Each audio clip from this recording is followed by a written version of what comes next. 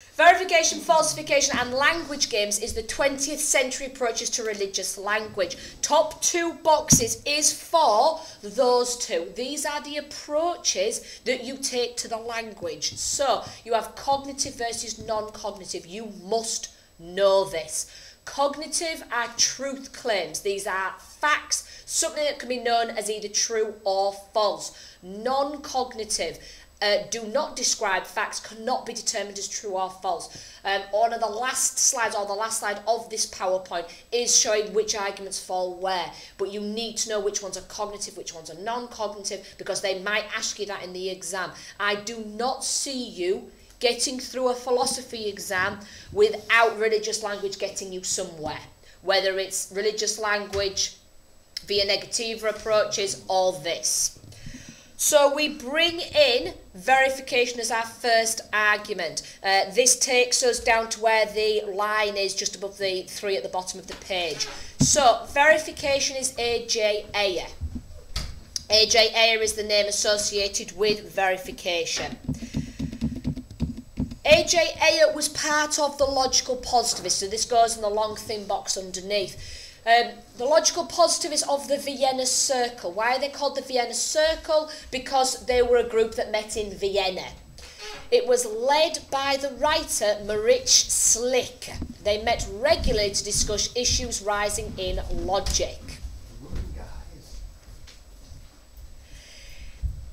They believed that following the work of writer Auguste Comte, that theological interpretations of events and experiences belonged in the past to an unenlightened age when God was using an explanation for anything that science had not yet mastered. So basically, why they are called positivist is because the positivist age moved away from religion, away from God, away from the unenlightened age where God was just the God of gaps, where God was used to explain everything, into empirical evidence, into senses, into evidence for investigation, where science can test it. So the reason why they're called positivist is because it's about moving away from God into science. It's called logical because it's focused on logic and reason.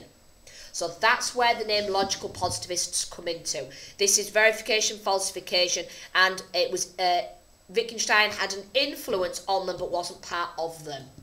But basically, they were just a group of blokes that got together to drink whiskey and smoke their pipes, and they wanted to call themselves a really cool name, and so they come up with the logical positivists. The 3 boxes underneath are where we're going to bring in verification. So please do summarise as best as you can. You can always go back and fill in the detail later.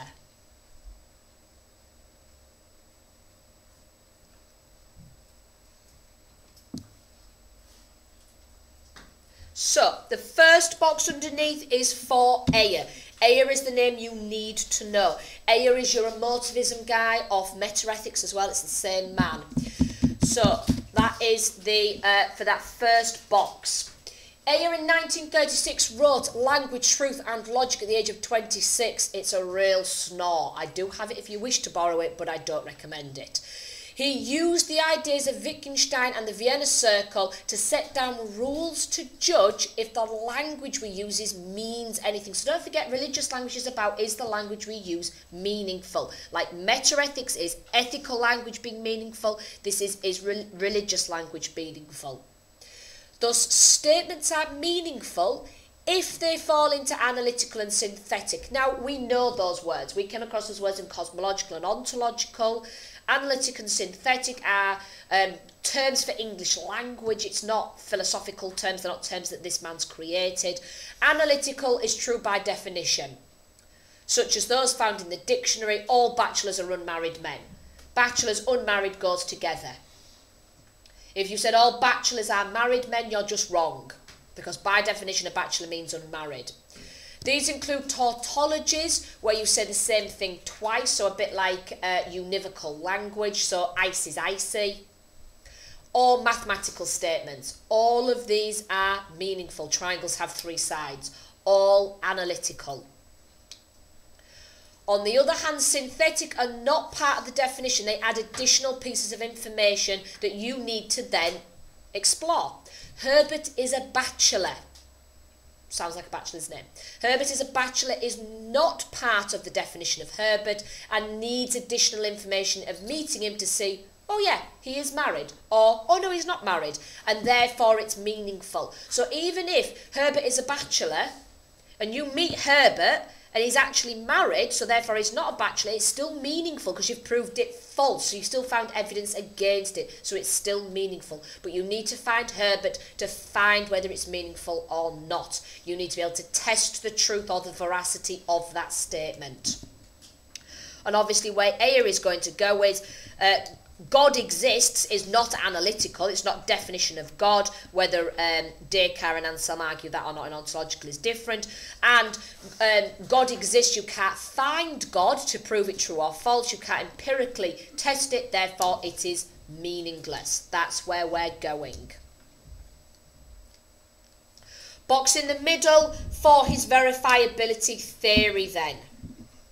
If a statement is neither analytical or synthetic, or not empirically verifiable, so synthetic, you can't prove it with senses, it therefore says nothing about reality. It tells you nothing about the world. It therefore is meaningless or not factually significant. These are all quotes from Aya within that book. So they're not factually significant. They have no factual importance. Aya says the criterion we use to test the genuineness of apparent statements of fact is the criterion of verifiability. I like the word criterion. Basically, it's just plural for criteria. So the criterion we use to check, so the tick box we use to check whether statements are genuine or not, is the criterion of verifiability. Verifiability meaning proving it as true using science, senses, logic, etc. Statements have to be capable of being tested and understand what conditions are needed to call them true or false. In other words, in order for any statement to be meaningful, it has to be verifiable using empirical methods. So very, very simply, verifiability is about knowing what tests you can do to see whether it's true or false, in order for it to be meaningful or have factual significance.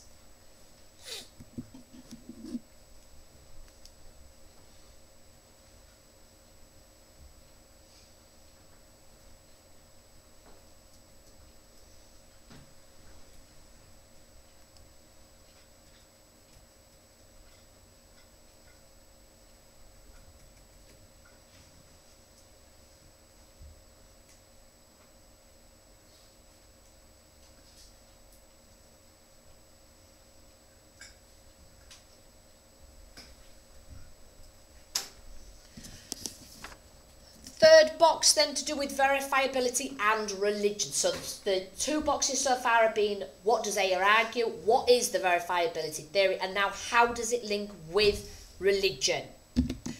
Verifiability and religious language then.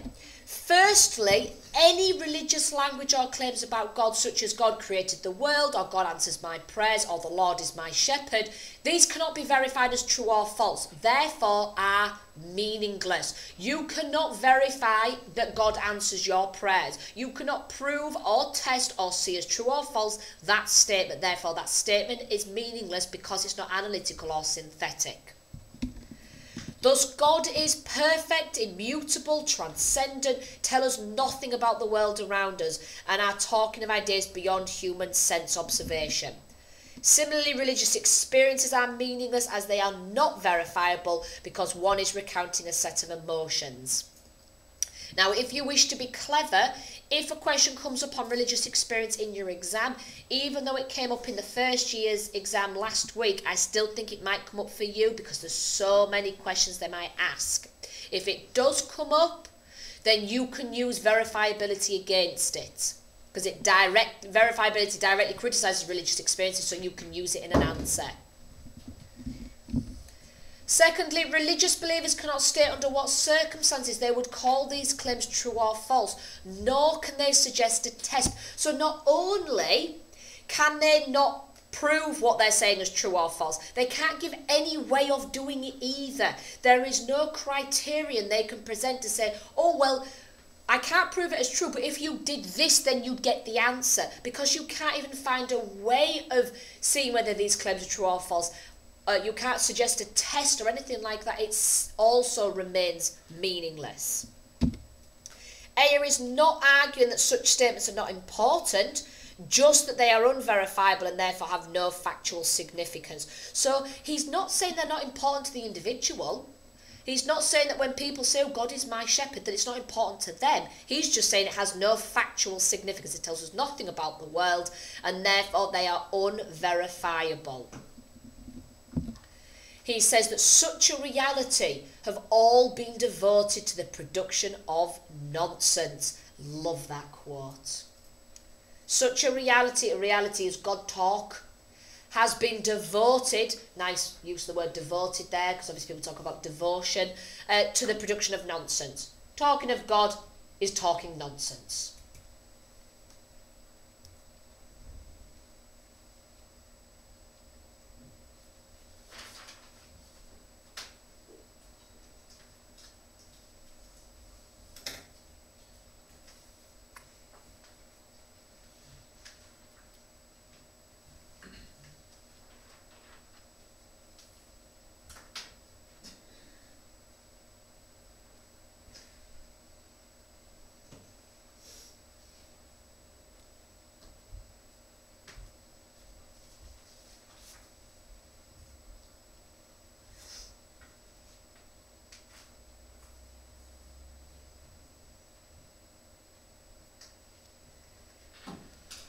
We then move into the evaluation. So you have two boxes underneath, both for the evaluation of verification.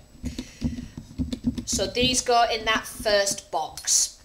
Swinburne is a critic of verification. Swinburne says that people generally accept that all ravens are black, but you can never confirm that statement. You can never prove empirically throughout all time that ravens are always going to be black.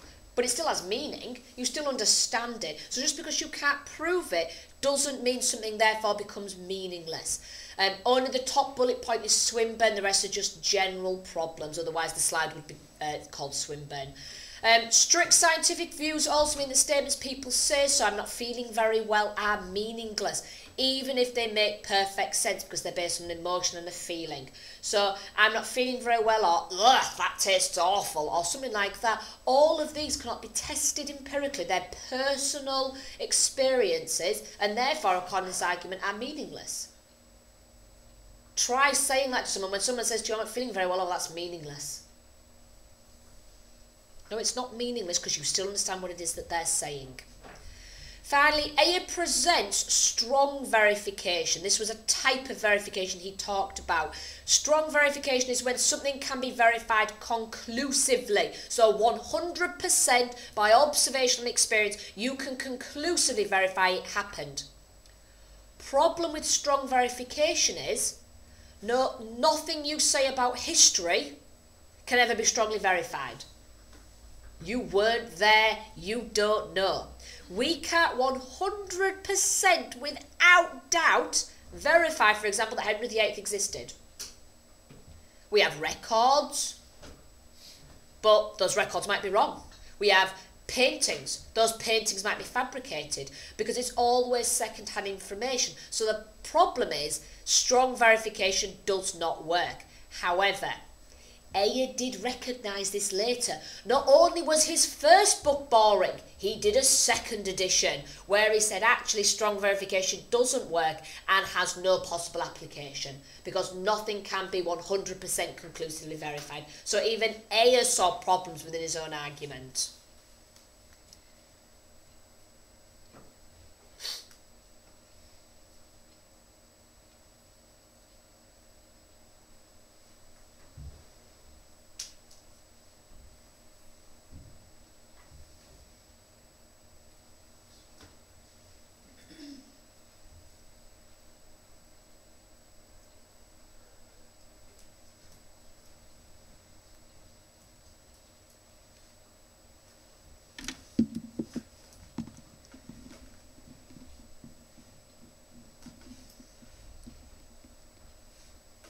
Excellent. Final box of criticisms for verification. are these further 4 points. Verification argument itself is unverifiable. So verification promotes the statement. Statements are only meaningful if verifiable by sense observation. That's what verification promotes, that anything is true or logical or meaningful if it can be proved with senses. You can't actually prove that with senses though. So verification argument itself is unverifiable. Second argument, an argument which I really, really like, and I don't think we actually really talk about this argument anymore. It used to come up in Death and Afterlife on the previous spec, and it's called the eschatological verification argument. Eschatological, mouthful, I know. Eschato is the study of the afterlife. Logical means study of. So logical, like teleological, cosmological, is just the study of. So it's the study of the afterlife. And so when you talk about God, you can verify it in an afterlife. So when you're dead, you will know. And so John Hicks suggests that religion is not meaningless because its truth is verifiable in the afterlife. You're either right or wrong. There either is heaven or there isn't heaven. And so in other words, one can verify the truthfulness of an afterlife once you are dead. And he presents the celestial city idea that there are 2 walkers on the path of life. From birth to death, they're on the same path. One is an atheist, one is a believer. Neither of them will know which one is correct until they turn that corner, until they die, and either the celestial city will be there or not. But what it's arguing is you should get along with other people in life, because at the end of the day, neither of you know who is correct until you die. There's an evidence problem as well. What counts as evidence? So, for example, religious experiences are rejected because they don't have evidence, but William James would argue against that. Some people would argue that there is a lot of evidence for religious experiences. Some people would argue that that evidence is actually more valuable than anything. At the end of the day, Nicky Cruz went from gangster man to religious believer. That's a lot of evidence there. There's a lot of evidence to show how these can have life-transforming effects on people's lives. There must be something there. And therefore, could you maybe even verify it weakly, maybe? Weak verification was another approach that Ayer took, which says it's probable by observation. But again, he said weak verification was far too liberal. So he had strong and weak originally. Strong, no application, weak, far too liberal. But what it's arguing is, could you not weakly verify religious experiences? Is there not evidence that it's probable God exists?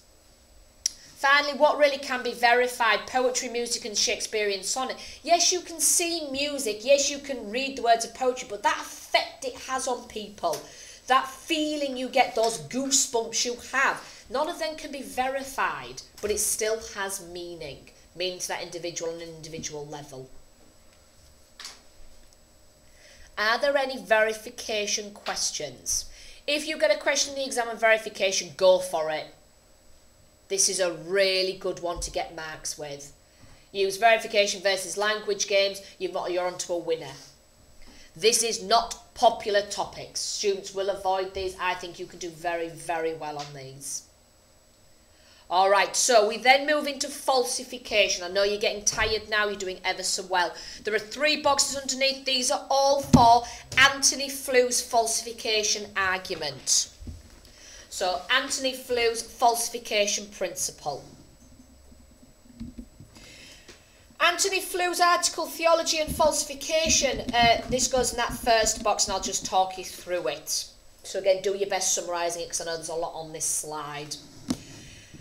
In a symposium, Antony Flew, so a symposium is where they all got together to talk about a theme, the theme being a philosophical discussion point. So a symposium is where they all got together in Oxford in 1950. Flew presented his falsification. This was a modification of the VP verification. So basically a group of blokes got together in 1950 in Oxford, and this is where Flew went.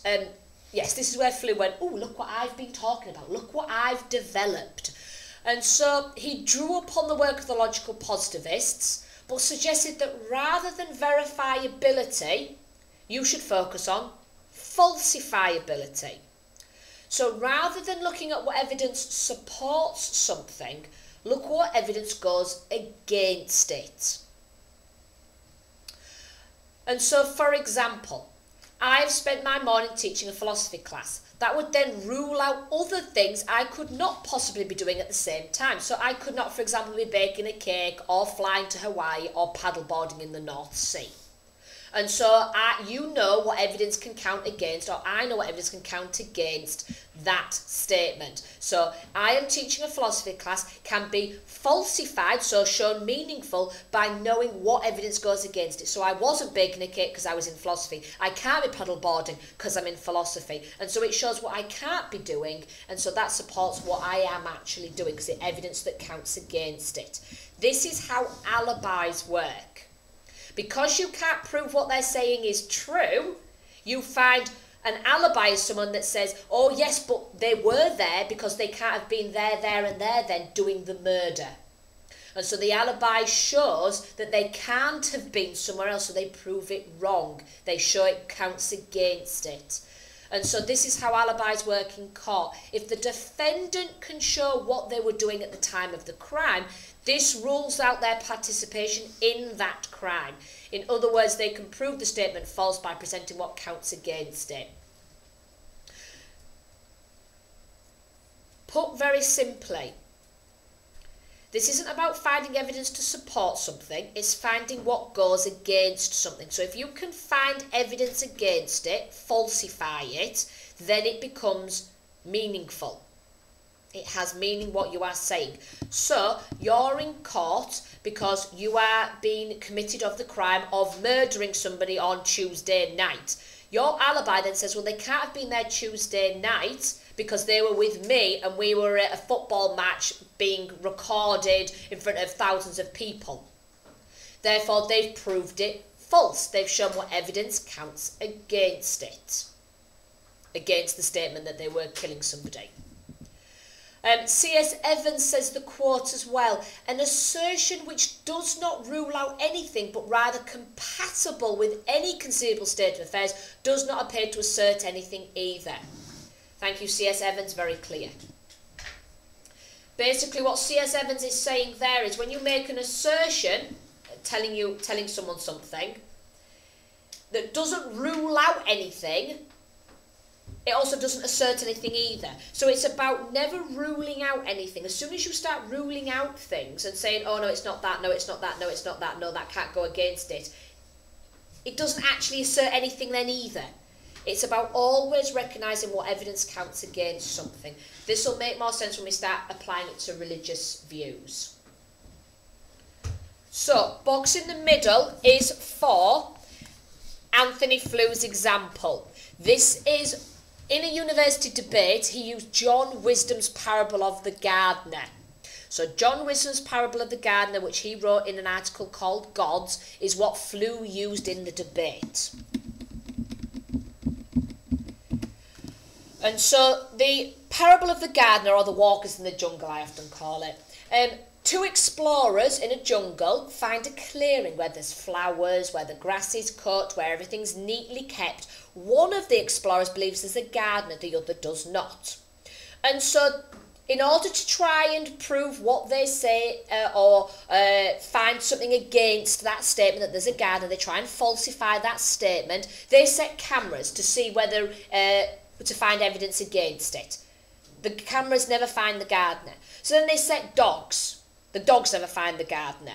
They stay up all night to see if the gardener comes only out at night. They can't find the gardener. They do all these many tests. And rather than the first explorer just going, oh yeah, maybe I was wrong, maybe there is no gardener, they don't. They will never accept a falsehood against their claim. They will never ever accept evidence against what they're saying. So rather than just going, oh yeah, maybe there is no gardener and I'm wrong, they go, oh yeah, but the gardener only comes out at night. Oh, the gardener can't sniff my dogs. Oh, the gardener tricks us and hides from us and only comes out when we're not here. Oh, the gardener has, night vision or whatever it might be. They constantly try and change the gardener's qualities to explain how they still exist, even though all evidence goes against that statement. And so the analogy is to show how religious people explain their view. Rather than accepting evidence against their view, they constantly change their views on God. They constantly try and qualify God or justify God's existence. And so rather than just saying, oh yeah, maybe I'm wrong, they constantly modify their statements when challenged. So the statement no longer resembles the original claim about God. So put simply, what people are saying, you need to accept there might be something wrong with what you say. There might be a falsehood to it. You might be able to prove it wrong. If you can accept that, then what you are saying makes sense. Or it isn't vacuous, as he's going to argue in a second.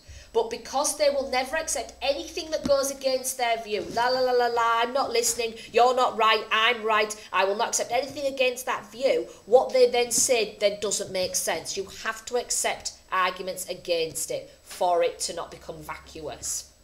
And so moving into the third box that links it all together, that's when Flew presents the very, very famous quote.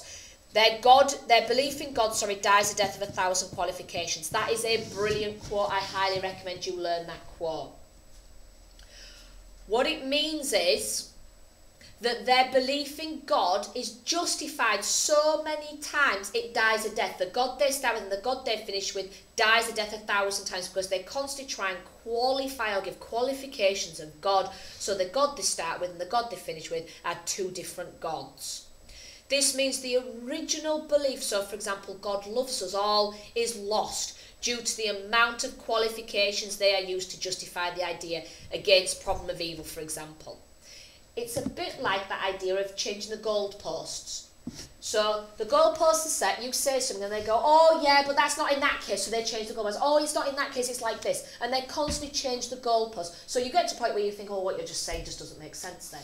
What you're saying becomes vacuous, which is what is on the third bullet point. Vacuous meaning, like if I called a student vacuous, it means that there's like air blowing through their ears. There's nothing there. It means that it's vacuous. There's no meaning to what they are saying.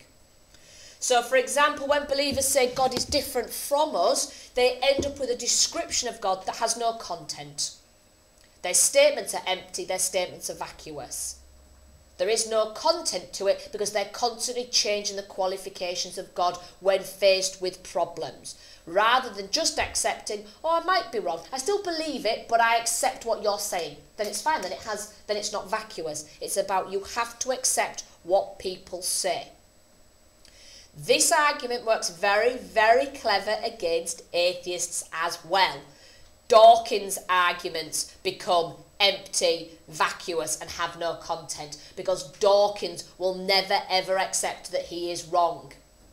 Evolution might not have happened because of this, this and this. He would say, well, that's just wrong. He will never accept the falsehood of his arguments, so therefore again it becomes vacuous. Whereas if Dawkins just says, oh, well, yes, I've never seen it, and oh, yes, I don't know because I can't watch it with my own eyes, and he just accepts it, then it becomes meaningful. Because he doesn't, it's vacuous. So thus when theists, believers in God, talk about God, they refuse to rule out any state of affairs. If they are asked under what circumstances would your statement that God loves us be false, they can't think of anything. They can't find any falsehood to their statement. Whatever happens, however cruel or unjust, they cling to that assertion, trying to qualify God. God's mysterious. God's beyond our understanding. God's outside of time. Whatever it is, they constantly try to qualify God, and therefore what they say just becomes vacuous. Peter Vardy in a lecture I went to at the end of last year gave the example of someone's boyfriend, and I think it's actually a really good example. Basically, and we've probably all been there, you have a friend whose boyfriend or girlfriend constantly does awful things to them. So we'll do as boyfriend and girlfriend. So your girlfriend comes up to you, one of your friends, and goes, oh, he's cheated on me again. Oh, but he still loves me. Oh, he forgot my birthday. Oh, but he still loves me. Oh, I saw him chatting up that other girl, but he still loves me. And so we all have those friends that no matter what the boyfriend does, They always believe he still loves them. No matter what awful things happen, he still loves them. So their view can never be falsified. There's never any evidence against what they say, and therefore what they say just becomes vacuous. It has no content. So you get to the point where you go, oh, he's cheated on you again. Oh, all right. Because what they're saying, you know, you might give them some say and say, oh, you know, you should leave them. But you know for well they're going to go back to them, and a week later it's going to happen again. And so what they say is empty, because no matter what happens, they will never accept falsehoods or negatives against what it is that they say. R.M. Hare. So R.M. Hare has 2 boxes at the top, and then we finish with Basil Mitchell. So R.M. Hare goes in the first top box. R.M. Hare was part of the symposium in Oxford, and along with Basil Mitchell, they were invited by Flew to present their responses. So Flew goes along with his new idea. Oh, look, falsification, all fancy and nice. And he says, I'd like your responses. So Mitchell and Hare go away and think about it. And Hare is the first to respond. Hare gave the first and probably most radical response to Flew's article. He agreed that Flew had succeeded in demonstrating the failure of religious language to make meaningful truth claims. However, Hare suggested that when people use religious language, they should not be interpreted as truth claims in a cognitive sense, asserting facts as true or false, but as expressions of what he called a blick. I'll let you write it down and I'll explain it again in a second.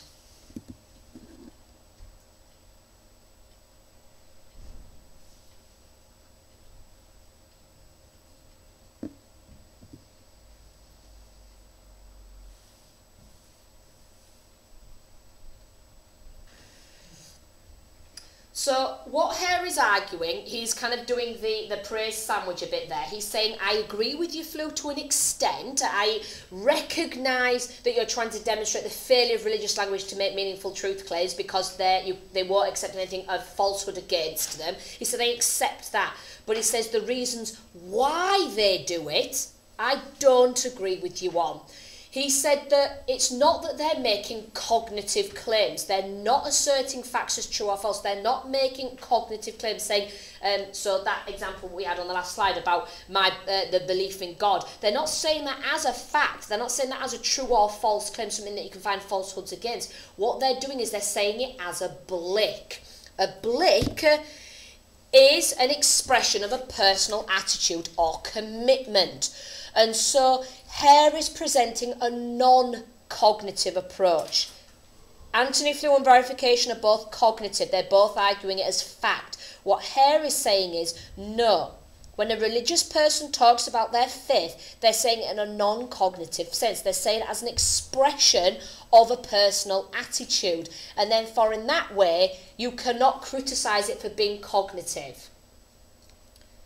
They are not testable, but a way of showing the speaker's views of the world. Therefore, falsification does work, but only when asserting cognitive claims, whereas religious language falls into non-cognitive. So what he's saying is falsification works, but only when they're asserting their views as fact. Most of the time, a religious believer is not asserting it as fact. They're asserting it as a personal expression. So that also links in with what you were saying, Libby. I'll explain this slide again because it's quite complicated, but once you get your head around it, it's very, very clever. It sounds like language games. Yes, to an extent, but I agree with you completely, Sam. Wittgenstein is very, very open to it, whereas he's still saying it as a criticism. He's still saying that it's because they've got a blick, which is something that cannot be falsified. No matter what you say, I still believe what I'm going to believe anyway. So I definitely agree that there's links to Wittgenstein, but Wittgenstein is not being critical. He is still being critical. So is he saying the people with the blicks are ignorant? Pretty much. Yeah, a blick is definitely what we would class as ignorant. Yeah. So he gives this example, which definitely now backs up how it is being negative, is his example. This goes into the slide next to it. So a blick is a term coined by Hare. So he created this term and he used this parable. So he created this parable to explain. It's the parable of the lunatic who believes all his teachers at university are trying to kill him. This is the way he saw the world. This is the way the lunatic saw the world. And no matter what anybody said, he would not change his view. And so his friends said, why do you think the teachers are trying to kill you? The teachers even said, why do you think we're trying to kill you? No matter what they tried to say, this is how the lunatics saw the world. This was their blick. Nothing would prove that blick false. Now, we all have blicks. We all have things that we believe so strongly, and no matter what someone says, doesn't matter. We also know people that are very stubborn. The more stubborn you are, probably the more blicks you have. This is when you will not accept anything else against the view that you've got. However, also be aware he is basically comparing religious people to lunatics. Hare coined the word blick to describe the way in which people see and interpret the world. A blick is a framework for understanding the world and finding meaning in it. The importance of a blick is that they are not falsifiable. They are man's unfalsifiable conviction. In other words, no evidence or argument can demonstrate the falseness of a blick. So what Hare is arguing is that whilst Anthony Flew says that it's cognitive, Anthony Flew says that you can't prove them false and therefore they become vacuous. He is saying the reason behind it is not because they're asserting it as a true or false statement. It's because they have a blick that they cannot help. And no matter what you say to them, they will never accept the falseness of it. So he's basically explaining why people have them. And because of that, they should be dealt with in a non-cognitive way, not a cognitive way. But at the end of the day, he's still arguing that they are therefore, because they cannot be falsified, that they are vacuous or lack meaning. However, Flew pointed out that many religious believers intend their claims to be cognitive. So Jesus rose from the dead, they believe is true. It is fact. That's what happened. And therefore, they will not accept any falsehood against that. So Hare's non-cognitive approach does not work. So what Flew is arguing is religious believers claim facts about their faith. And so what Flew is arguing is that they do claim these to be cognitive. In fact, if you see the word cognitive, just think fact. That's all you have to do. Because they're arguing it as cognitive, therefore this approach does not work. The third and final bit is Basil Mitchell in the long thin box underneath. He gives the parable of the partisan, who is a resistance fighter, and the stranger. The partisan meets a stranger. Again, just summarise this briefly. You don't need to tell stories in your exam. The partisan meets a stranger who makes a strongly favourable impression on him. And so the resistance fighter meets a stranger, and the stranger just has this effect on him. The partisan makes a commitment to the stranger. So even if the stranger helps those on the other side, his commitment does not change. He even defends the stranger against other resistance fighters. He tells himself that there is a reasonable explanation for the stranger's behaviour, even if it does not always know the details. So, very simply, a fighter meets somebody. They have a connection. He understands them and he promises that he believes in the stranger. He believes in this person. And then when the stranger does acts that seem a bit odd, he seems to be talking to people on the opposing side. He seems to be doing actions and behaviours that seem questionable, even to the point where his own fighters say, why are you believing the stranger? He believes with a conviction. No, I believe the stranger. I trust in the stranger. I know what they're doing must be the right thing. And again, they hold it with such conviction that no matter what anybody says to them, it cannot be proved false. Mitchell's view, though, is different from Hare's because, again, he is arguing that it's cognitive. He is, again, arguing that when people have this view, they hold it as fact. There is still actual content, though, to religious assertions in the existence of a loving God. So there is still content to their views, to their assertions. Are we all right? There's still actual content to the religious assertion, so that's when you say something about God. However, he also differs, that should be from Hare, sorry, not from Hare, in that Hare argues that Blix are groundless, they're unsupported, whereas Mitchell is arguing that it is supported. I'll pop it all up there, then I explain it, it all links together. Believers who do not accept weight of evidence against their beliefs are guilty of failure of faith as well as logic. However, the potential problem is the partisan has met the stranger. People don't meet God. So I'll let you write it down and then I'll explain what Basil Mitchell is arguing.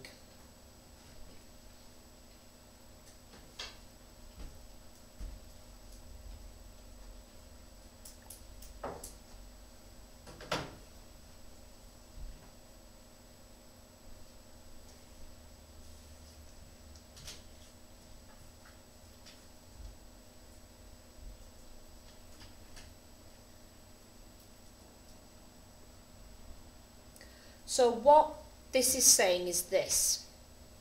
Mitchell sides more with Flew, Hare's separate. Hare argues that Blix have no reasoning and grounding. If you said to somebody, why do you believe that? They just believe it. It's just what they believe. No matter what you say, it's just their belief. They're groundless. They are unsupported.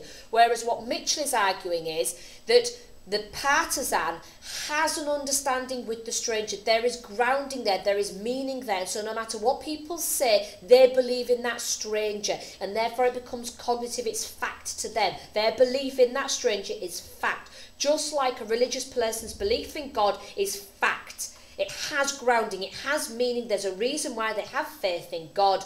And therefore it has meaning to them. Therefore it has weight of evidence. The problem, however, with this parable is the partisan actually meets the stranger, whereas a religious person doesn't actually see God face to face. So sometimes they have no reason to have that belief. What is the grounding for that belief? Could be the criticism against his parable. But what he's arguing is that they, again, do not accept any evidence against what they're saying. They accept no falsehood against what they're saying. And what they're saying is cognitive and fact.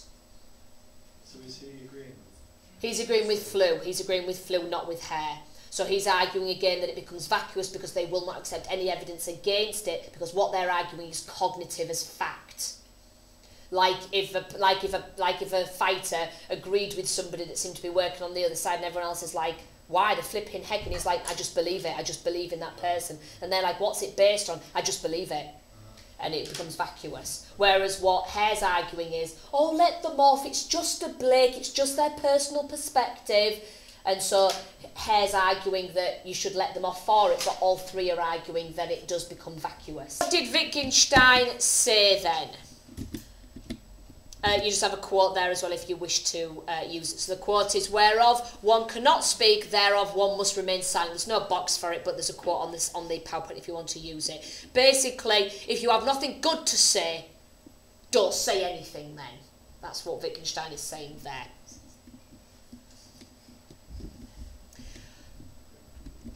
Wittgenstein then, first of the three boxes. Wittgenstein's writings had a strong influence on the Vienna Circle being the logical positivists, especially his early work, the Tractatus Logico-Philosophicus, however you wish to pronounce it, where he attempted to set out the criteria to demonstrate what can and cannot be expressed in language.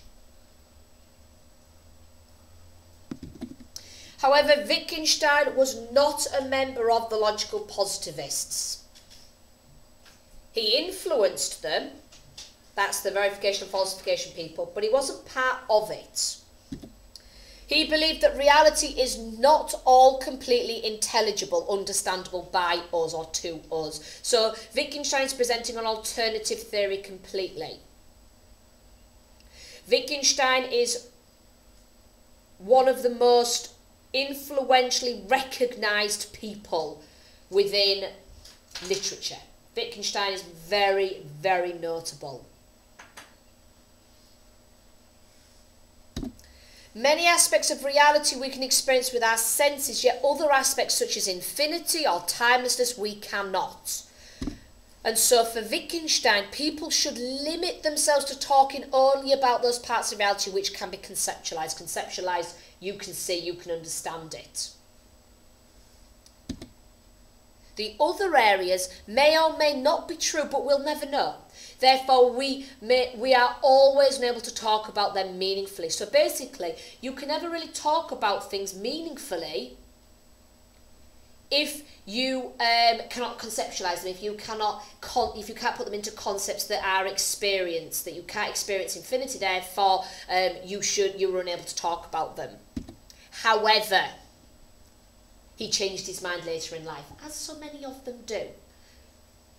He felt that he had been wrong about the limitations of the meaningfulness of language, and that this criteria was too narrow, moving towards instead towards what he called language games. So, in the beginning, when he was younger, he believed you should only talk about things that you have an understanding about. You should only talk about things that you have experience of. So therefore, things like infinity or being outside of time, you shouldn't talk about because you don't know either way. Things like an afterlife, you shouldn't talk about because you don't know either way. You don't know whether it's true or false, therefore don't talk about it.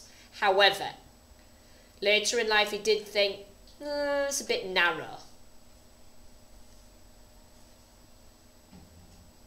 He thought that way of limiting the meaningfulness of language just didn't work. And therefore, instead, he moved to language games. I personally think language games are very, very clever. But you are welcome to evaluate, disagree, etc. If you are quite scientifically brained, if you are quite black or white, then you are very much verification, falsification. If there's a little bit of fluidity in your view, then it's probably more language game. So, box in the middle. The meaning of words are determined by the language game the words are part of. Words' meaning comes from the situations the words are used in. So computers, mobile phones, depends what you're using as to what the language means. In the game when we did it in class, we did text talk. What language do you use in your mobile phones? Wittgenstein used the example of chess. You have to mention that. So when you did your mock questions on Wittgenstein, you have to mention a game of chess. That's the example that he gives. He basically says that the rules state how the pieces can move, and so to talk about moving your queen or I've taken your pawn in any other context wouldn't make sense. But in the context of chess, it makes perfect sense. Therefore, the words apply to that language game they're being used in.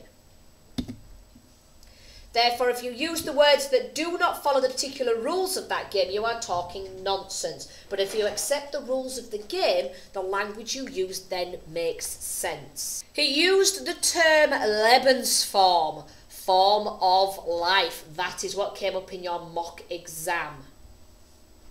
This is the whole argument, though.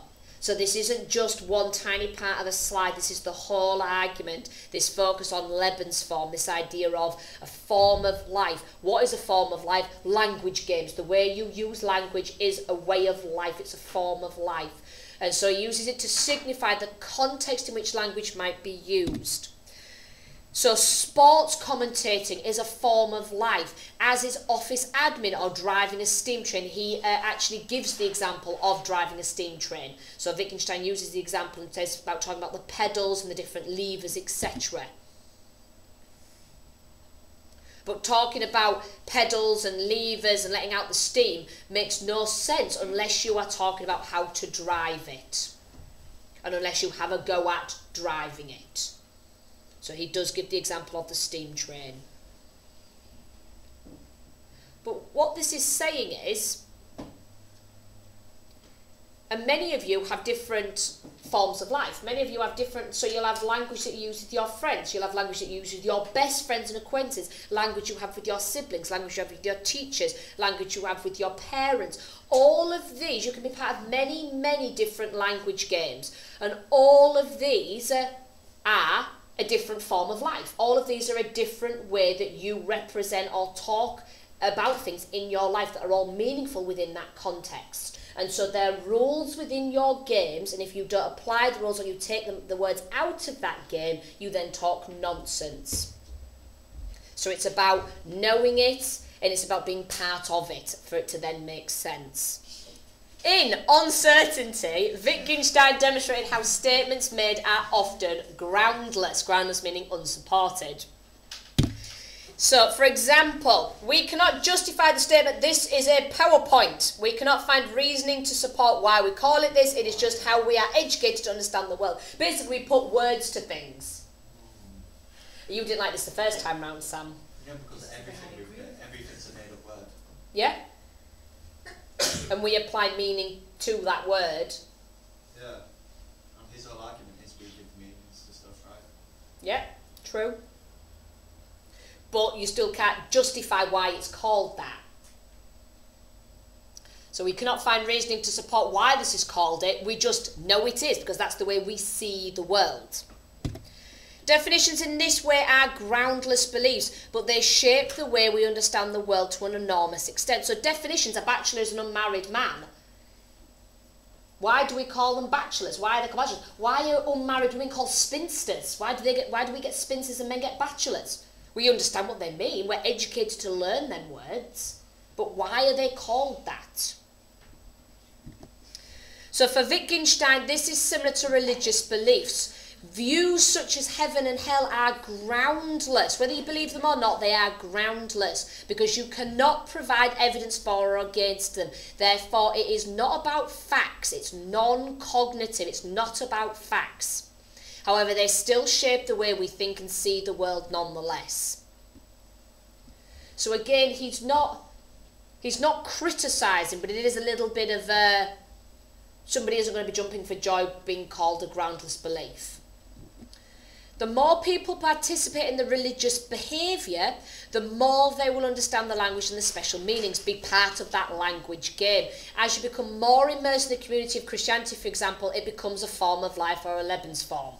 You will develop deeper understandings of what God loves us means, even if it is groundless, even if you cannot explain or support why you say that, why it's called that, but you can still apply it to your own life. It applies meaning within your own context.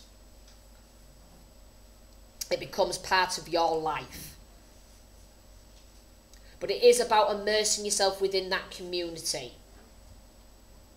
It is about immersing yourself within the rules of the game.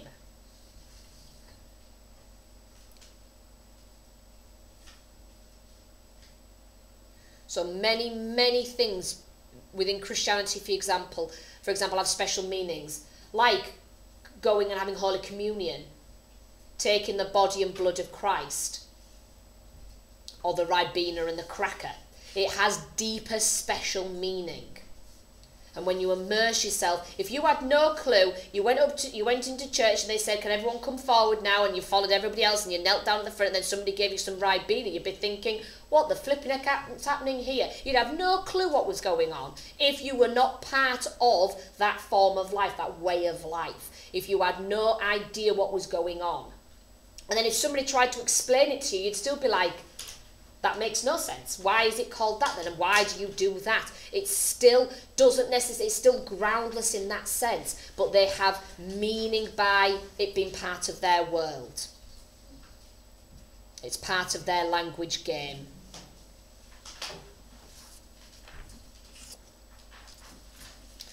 Two boxes underneath, you're nearly there, you've done ever so well. 2 slides left. 1 box D.Z. Phillips, 1 box Peter Donovan. D.Z. Phillips supports language games. He says religious language is meaningful for those who genuinely use it. It does not need to be justified to those who do not participate in that language game. Language games, yes, when you get into the Lebensform and the groundless belief, it gets quite muggy. However, this argument itself is brilliant, especially when you use it against something like verification or atheism. You could bring this into secularization and Christian thought by basically arguing that Dawkins cannot criticize religious belief because he's not part of the language game. He's using science language game against a belief language game. You cannot use your language game against somebody else's. So it's very, very clever. Everything Dawkins uses to criticise religion is because he's coming from it from a science language game, an evolution, whereas they're coming from it from a belief standpoint. But don't forget, as soon as somebody does start talking in a cognitive sense as fact, as soon as someone does say, well, Jesus did rise from the dead, and that's a fact, you can then use verification against them because they've moved games, they've moved into the science factual language game. But if someone just says, I believe it, that's their game. He says many of the terms and concepts only make sense when participating in that game. Participating a little bit like what Tillich argues with symbols, that idea of participation. It makes no sense to talk of salvation, prayer, sin, communion outside of the religious context.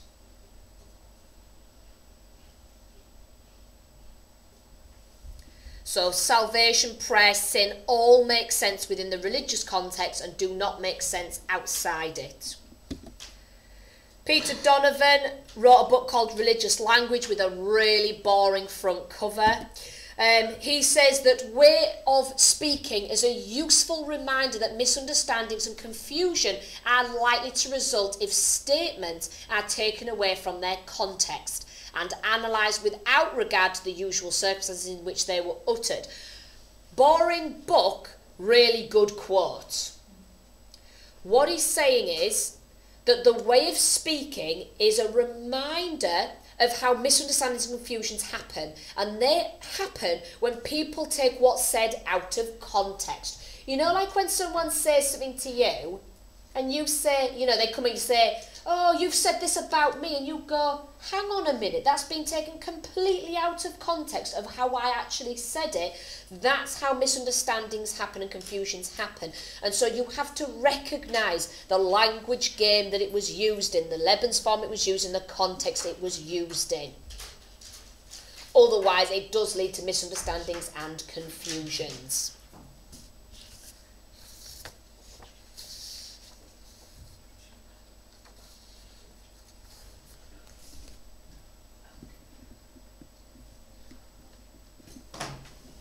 One slide left. You need to know what falls into cognitive, non-cognitive. So cognitive one side of the box, non-cognitive the other. Cognitive is verification, falsification, fluent, Mitchell, analogy, and via negativa. If you get a question in the exam on cognitive, you might want to stick with verification and falsification, but it's so you know where the other two fall. So both Dionysius and Aquinas are arguing that talk of God is fact. Talk of God as analogy is fact. That is proportional attribution. That is how you know God as fact. Talking of God in negative terms is how you know God as fact. Flew is saying that it's when people talk of Flew and Mitchell are both saying how religious believers talk about their views as fact and cognitive and therefore cannot be falsified, therefore become vacuous. Same with verification.